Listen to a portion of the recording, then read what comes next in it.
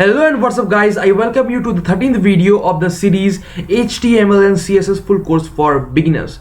Today in this video, I'm going to explain about the section and division tag. So to understand this, let me show you something. Here you can see I just created a website and just you can see this whole page. This whole page is one section. When I click on this section part, you can see it is highlighting the whole section. And inside this section you can see I have this div tag, and inside this div you can see I have this h1 tag, and after that this paragraph tag. So I hope you're understanding what I'm saying. We can use the section tag for creating pages.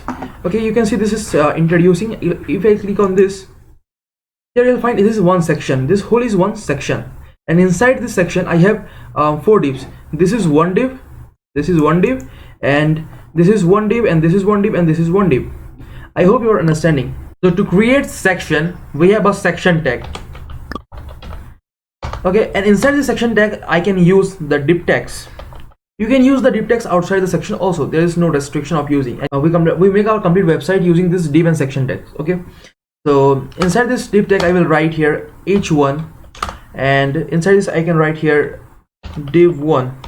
Okay, and I'll just create another div, and here if I write here and that it is h2, and I will write here div2.